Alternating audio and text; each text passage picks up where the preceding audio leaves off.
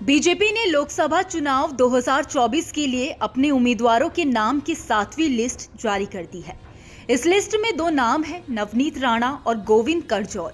महाराष्ट्र के अमरावती सीट से मौजूदा निर्दलीय सांसद नवनीत राणा को उतारा गया है, जबकि कर्नाटक के चित्रदुर्ग सीट से गोविंद करजोल को टिकट दिया गया है।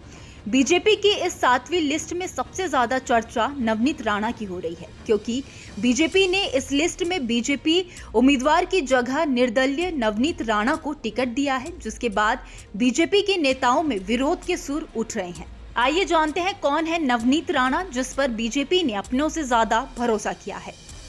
नवनीत कौर राणा का जन्म महाराष्ट्र के मुंबई में 3 जनवरी 1986 को हुआ था। राजनीति में एंट्री करने से पहले वो मॉडल के साथ ही कन्नड़, मलयालम, पंजाबी, तेलुगु और हिंदी फिल्मों में काम कर चुकी है। नवनीत राणा राजनीति में अपने पति रवि राणा की चलती आई। कहा जाता है कि दोनों की मुलाकात योग गुरु बाबा रामदेव के आश्रम में हुई थी। इसके बाद नजदीकी प्यार में बदली और फिर दोनों ने 2011 में एक सामूहिक विवाह समारोह में बेहद साधारण तरीके से शादी कर ली। नवनीत राणा के राजनीतिक जीवन की अगर बात करें तो शादी के बाद उनके पति रवि राणा ने उन्हें राजनीति में आने के लिए प्रेरित किया। इसके बाद एनसीपी के टिकट पर नवनीत राणा ने 2014 में पहली बार अमरावती से लोकसभा चुनाव लड़ा, लेकिन उन्हें हार का सामना करना पड़ा। इसके बाद 2019 में एनसीपी ने उन्हें फिर से अमरावती से अपना टिकट ऑफर किया, लेकिन उन्होंने इनकार कर दिया और निर्दलीय इस सीट पर उतर गई और इस बार वह बड़े अंतर से जीतकर सांसद बन गई।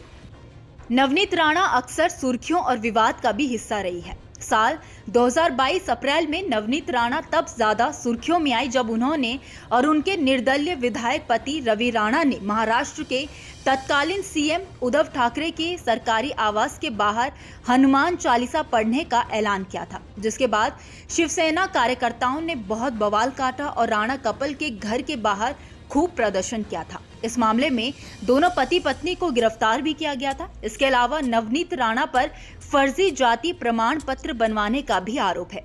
इस मामले में बॉम्बे हाईकोर्ट में याचिका दायर की गई थी, जिस पर सुनवाई करते हुए कोर्ट ने जून 2021 में उनका जाति प्रमाण पत्र रद्द कर दिया और 2 लाख रुपए का जुर्माना भी लगाया।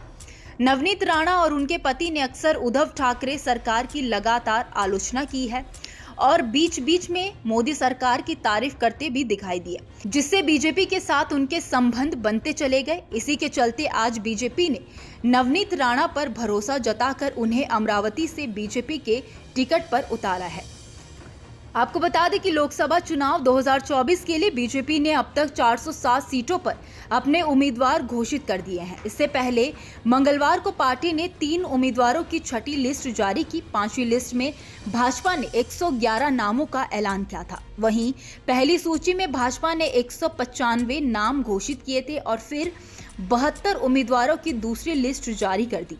इसके बाद 9 और 16 उम्मीदवारों की तीसरी और चौथी सूची जारी कर दी गई।